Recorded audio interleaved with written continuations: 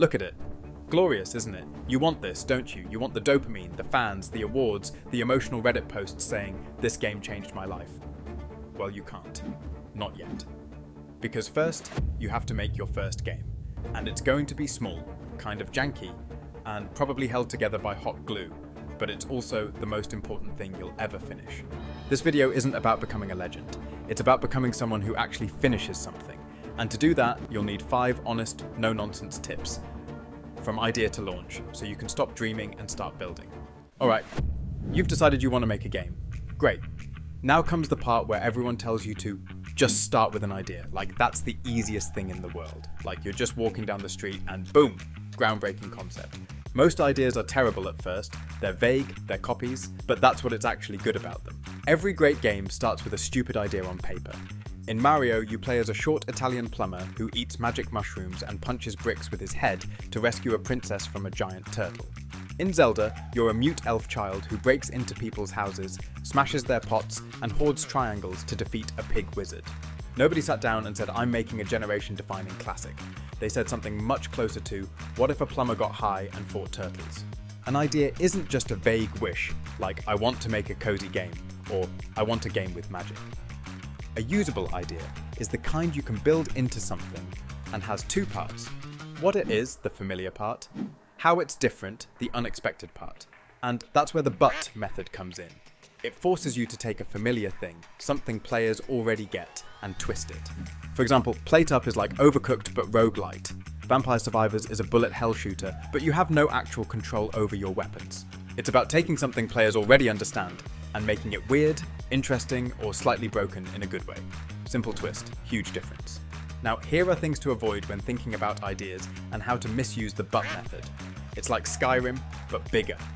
It's Minecraft, but realistic graphics and $1 billion budget. If your but requires a full studio and Jeff Bezos money, that's not a twist. That's a hallucination. You don't need the next Skyrim. You need the first finished project you won't be too embarrassed to show your cat. A twist isn't more content. It's weird enough to be interesting, but not weird enough to scare people. Your players want something familiar enough to feel safe, but novel enough to feel exciting. Scope is the #1 killer of indie games. Everyone says start small, but let's be honest, most people hear that and think it means make a slightly smaller open-world RPG. The point is to actually finish something, even if it's imperfect, and move on. New developers don't realize how valuable the last 10% of a project is, or how much it changes you. It's probably the hardest part of making a game, and you only get to that part if your scope doesn't eat you alive. Every feature you add multiplies the complexity of everything else. Testing, UI, tutorials, bugs, edge cases, player confusion, it all gets worse. Scope creep doesn't show up like a boss fight. It's subtle. It creeps in while you're adding just one more thing, until your game suddenly has seasons, cooking, romance, a simulated economy, and no actual gameplay loop. This is why small scope matters. Not because your idea isn't good, but because you won't survive the ending if it's not. A simple, well-executed idea has a chance of being finished. An ambitious mess doesn't. Now here's a no-nonsense tip that might help you scope in a more practical way. Normally people say to limit features. That works, but here's another option. Don't limit the idea, limit the time. If something excites you, build a prototype, go wild. But track your hours and stop adding new features when you hit 10 hours. Same for full projects. Set a budget. Give yourself 140 hours to build it, plus 20 to polish and wrap it up. That's 1 work month. Treat it like a creative challenge. What can you actually finish in that time and release? Because at the end of the day, a small polished game you can release is worth more than the ambitious monster sitting unfinished on your hard drive. Planning is where your idea stops being exciting and starts being real. This is the part where most people either lose momentum or get overwhelmed, because the idea was fun, but planning involves another style of work. But without a plan, your game is just a pile of wishful thinking. Planning doesn't mean building a Gantt chart and crying into your Trello board. It means figuring out how your game actually functions from start to finish, and what steps it takes to get there. You need a core loop, something that can repeat and remain interesting. That might be collecting, solving, dodging, upgrading, or failing repeatedly. Whatever it is, it has to be clear. If your game doesn't have a loop, it's not a game yet, it's a scene. Planning also means being honest about your scope. You're not going to build 10 levels in the beginning. You're going to build one, test it, then maybe duplicate it if it survives. You don't need to know every detail before you start, but you do need to know what done looks like. What is the bare minimum that counts as a finished version of this game?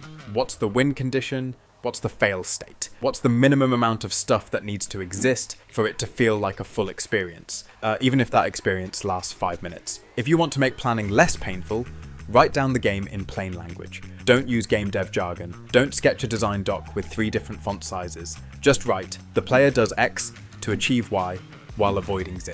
If you can't explain it like that, you don't understand it yet. And if you don't understand it, you won't finish it.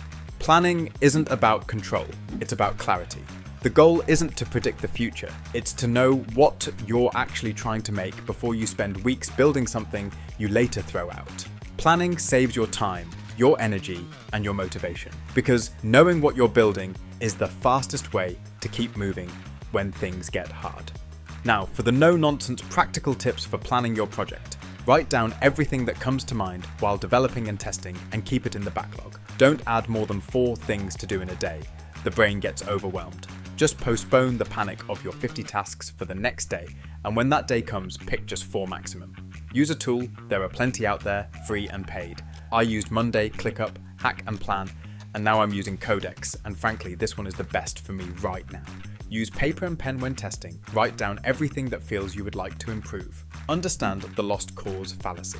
This is vital with scoping and keeping you sane. How much effort does something take for the reward it gives? If it's not proportional, just don't do it. Scrap it, hide it, turn it into something else. Don't spend too much time on a perfect game design document. Just understand the general direction and detail it as you go, week by week. And this is where prototyping comes into play.